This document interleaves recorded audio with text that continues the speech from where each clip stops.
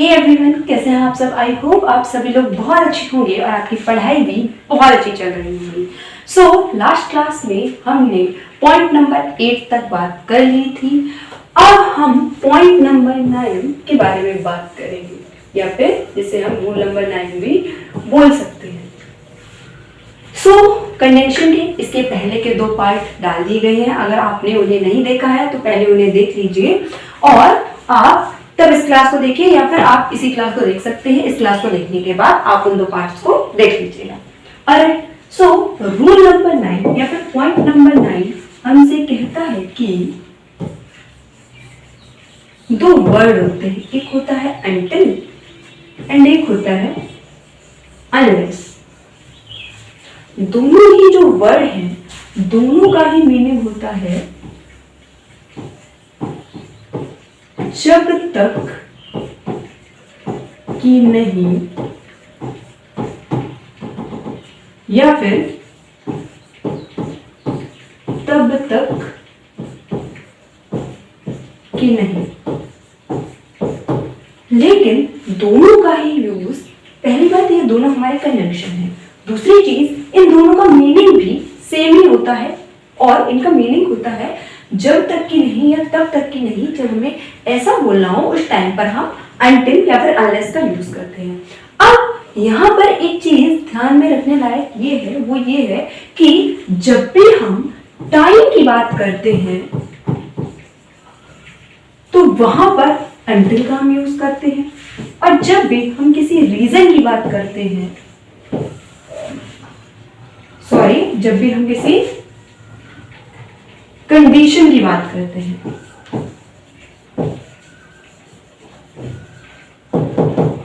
वहां पर हम unless का यूज करते हैं। जैसे कि मुझे ये बोलना हो कि मान लीजिए मैंने आप कहीं घूमने गए अपने दोस्त के साथ, ठीक है, या फिर आप अपने आपका जो फ्रेंड है वो किसी दूसरे सिटी में रहता है, ठीक है, आप उससे मिलने गए हो दूसरे सिटी। तो आप अपने दोस्त के साथ क्या कर रहे हो, बाहर घूमने गए हो, मतलब उसकी सिटी में गए हो, अब आप उसकी ही सिटी में बाहर घूम रहे हो जो घूमने की जगह है। तो क्या हुआ, घर से दोस्त की मम्मी का फोन आया, ठीक है, दोस्त की मम्मी का फोन आया और मम्मी ने कहा कि घर में तुमने अपना इतना रूम खराब कर लिया है, इसको साफ करो आके। तो आपके दोस्त ने बोला कि नहीं नहीं मम्मा, अभी जो है मैं अपने दोस्त के साथ बाहर घूमने आया हूँ, मैं अभी नहीं आ पाऊंगा, मैं आने के बाद कर लूंगा। तो फिर क्या हुआ, आपकी मम्मा ने बोला कि सॉरी, जो आपके दोस्त की मम्मा थी उन्होंने बोला कि चलो घर आ जाओ थोड़ी देर बाद, या फिर घर आ जाओ, गैस खत्म हो गई है, सिलेंडर भरवाओ, ठीक है। तो क्या हुआ, आपके दोस्त ने बोला कि अगर अभी सिलेंडर भरवाने नहीं गए तो फिर मम्मी ज्यादा गुस्सा करेगी, तो मैं चला जाता हूँ। तो फिर पता है वो आपसे क्या बोलेगा कि ऐसा है, तुम यहाँ तब तक रुको जब तक कि मैं आ ना जाऊँ, या फिर जब तक मैं सिलेंडर ना भरवा लूँ ना तब तक तुम यहीं पर रुको, ठीक है। तो जब हमें ऐसा बोलना होता है तब हम until या फिर unless का यूज करते हैं। तो आपका दोस्त आपसे ऐसे बोलेगा, वेट हियर जब तक कि मैं ना आऊं, until I come। यहां पर इंतजार करो जब तक कि मैं ना आऊं। दूसरी चीज, ये तो हो गई हमारी टाइम की बात। यहां पर हम टाइम की बात करेंगे, तब तक इंतजार करो जब तक कि मैं ना आ जाऊं। और क्योंकि यहाँ पर हम टाइम की बात कर रहे हैं, इसी वजह से हमने यहाँ पर until का यूज किया है। अब जैसे कि अगर मैं कोई कंडीशन कहूँ, कंडीशन क्या होती है, कंडीशन होती है कोई स्थिति। फॉर एग्जाम्पल, मान लीजिए कि आपको डांस का बहुत शौक है, ठीक है। अब आप जो है किसी रियलिटी शो में जाना चाहते हो, reality show in the sense जो शोज टीवी पर आते हैं। तो वहां पर क्या है, एक कंडीशन है, वो कंडीशन ये है कि जब तक आप 18 साल के नहीं हो जाओगे तब तक आप इस रियलिटी शो का फॉर्म नहीं भर सकते। लेकिन आपको डांस का बहुत शौक है। लेकिन यहाँ पर क्या हुई, यहाँ पर एक कंडीशन आ गई। कंडीशन क्या आ गई कि अगर आप 18 साल के नहीं हुए हो उससे पहले आप इस रियलिटी शो में नहीं आ सकते हो। तो जब भी हमें कंडीशन की बात करनी होती है वहां पर हम unless का यूज करेंगे। अब हम इस चीज को ऐसे बोलेंगे you cannot fill the form unless you are 18। तो जब तक कि तुम 18 साल के नहीं हो जाते तब तक तुम उस फॉर्म को नहीं भर सकते हो। तो यहाँ पर ये जो है ये कोई टाइम नहीं है, हम किसी टाइम की बात नहीं कर रहे हैं, हम यहाँ पर एक कंडीशन की बात कर रहे हैं कि कंडीशन ये है जब तक ये कंडीशन पूरी नहीं होगी तब तक तुम ये पर्टिकुलर काम नहीं कर सकते। सो अनटिल और अनलेस का यूज हमने जो किया वो दोनों ही वो हमने कब किया, जब हमें जब तक की नहीं का सेंस देना होता है। और दूसरी चीज, अगर हम टाइम की बात कर रहे हैं तो वहां पर हमने अनटिल का यूज किया है, और अगर हम कंडीशन की बात कर रहे हैं तो वहां पर हमने अनलेस का यूज किया है।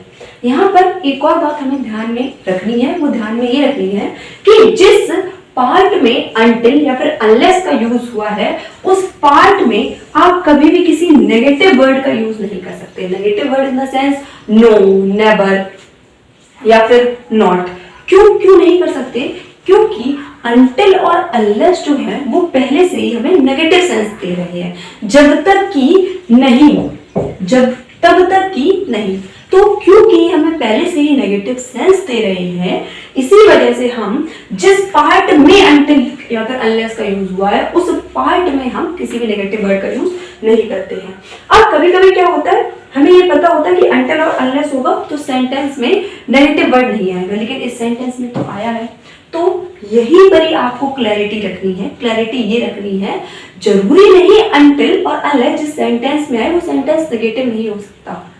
कंडीशन हमारी ये है कि अनटिल और अनलेस सेंटेंस के जिस पार्ट में आएगा उस पार्ट में कोई नेगेटिव वर्ड नहीं आना चाहिए। तो जो अनटिल और अनलेस है ये कंडीशन हमारी इस वाले पार्ट के लिए दी गई है और इस पार्ट में कोई भी नेगेटिव वर्ड नहीं आया है, तो ये सेंटेंस जो हमारा करेक्ट है। दूसरी चीज, आप इससे पहले वाले पार्ट में नॉट का यूज कर सकते हो या फिर इसके बाद वाले पार्ट में नॉट का यूज कर सकते हो, लेकिन जिस पार्ट के साथ हमने अनलेस या फिर अनटिल का यूज किया वहां पर हम नेगेटिव वर्ड का यूज नहीं कर सकते। और इस चीज को आप नोट करके देख लीजिएगा कि जिस पार्ट में अनटिल और अनलेस का यूज किया जाता है वहां पर हम नॉट का यूज नहीं करते हैं। We should not use negative word in the part which until और अनलेस यूज्ड। सो ये हमारे कुछ एग्जांपल्स हैं। Do not go anywhere until I return, ये हमारा वही सेंटेंस हो गया। आपका दोस्त अपने घर पर गया है, अपनी मम्मी जो उसके घर पर सिलेंडर है वो खत्म हो गया, सिलेंडर को भरवाने के लिए, तो वो आपसे बोल रहा है कहीं भी मत जाना, कहीं जाओगे तो तुम यहाँ खो जाओगे, तुम यहाँ पर नए हो। So do not go anywhere until I return, जब तक कि मैं वापस ना आ जाऊं। यहाँ पर एक टाइम की बात की गई है, जब तक कि मैं वापस ना आ जाऊं।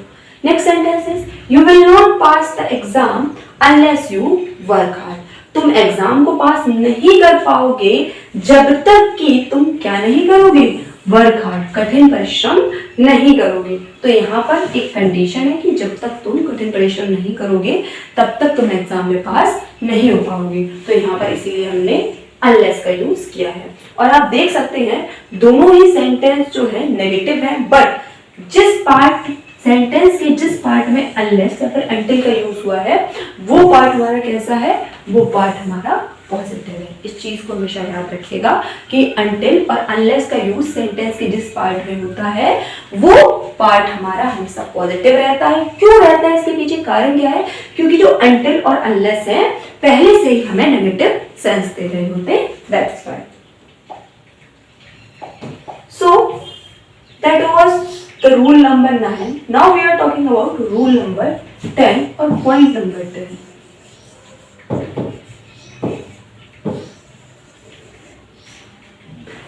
रूल नंबर 10 को अगर हम एग्जाम्पल की हेल्प से समझें तो वो हमें ज्यादा अच्छे से समझ में आएगा। तो यहाँ पर कुछ हमारे एग्जाम्पल्स दिए गए हैं।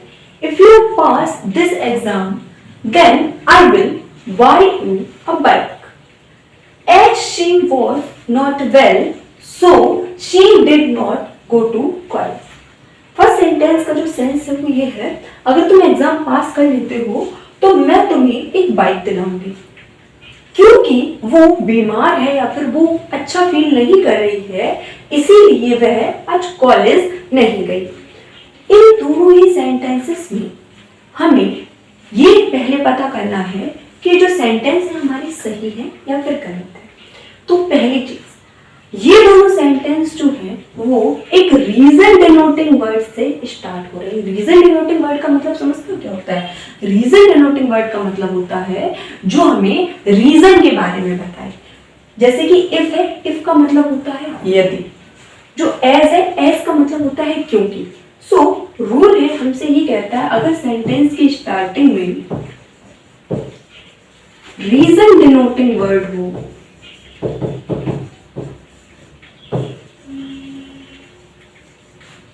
फॉर एग्जाम्पल इफ, रीजन के लिए मोस्टली हम इफ का यूज करते हैं।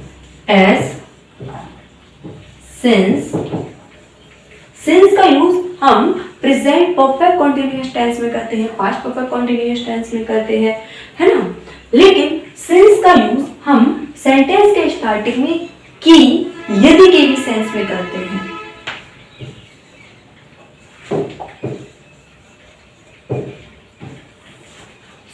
रूल नंबर 10 हमारा ये कहता है कि अगर सेंटेंस की स्टार्टिंग रीजन डिनोटिंग वर्ड से हुई है तो सेंटेंस के अदर पार्ट में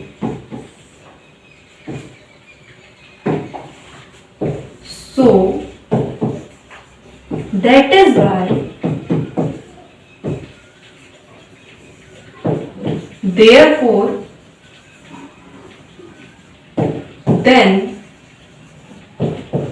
इन शब्दों का यूज हम नहीं करते। क्या मैंने बताया कि अगर सेंटेंस की स्टार्टिंग जो है वो रीजन डिनोटिंग वर्ड से हुई है, जैसे कि एज हो गया, इफ हो गया, सिंस हो गया, तो सेंटेंस के दूसरे पार्ट में हम so, that is why, therefore, then, इन सभी का यूज नहीं करते हैं। सिंपली हम सेंटेंस को एक कोमा की हेल्प से जोड़ते हैं, और ये जो कोमा है ये हमें इसीलिए, या फिर मैं कहूं therefore, so, that is why and then का सेंस देता है। सो जो हमारी एग्जांपल है, if you pass this exam then I will buy you a bike, simply यहां पर हम एक कोमा लगाएंगे और हमारा सेंटेंस सही हो जाएगा। ये जो वर्ड लगा हुआ है यहाँ पर एक्स्ट्रा, देन इसको हम नहीं लगाएंगे। So correct sentence is if you pass this exam I will buy you a bike. Next sentence is as she was not well, क्योंकि वह ठीक नहीं है। ये सेंटेंस जो है रीजन डिनोटिंग वर्ड से स्टार्ट हो रहा है, इसी वजह से हम यहाँ पर सो का यूज नहीं करेंगे, सिंपली हम एक कोमा लगा देंगे और सेंटेंस हमारा करेक्ट हो जाएगा। As she was not well she did not go to college. ये है हमारा रूल नंबर 10। एक और बात समझिए, अगर कोई भी सेंटेंस रीजन डिनोटिंग वर्ड से स्टार्ट होता है, जैसे एज हो गया, इफ हो गया, एक होता है द रीजन हो गया,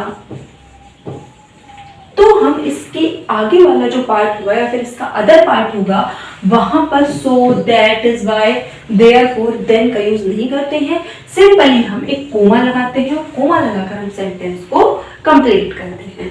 ऑलराइट।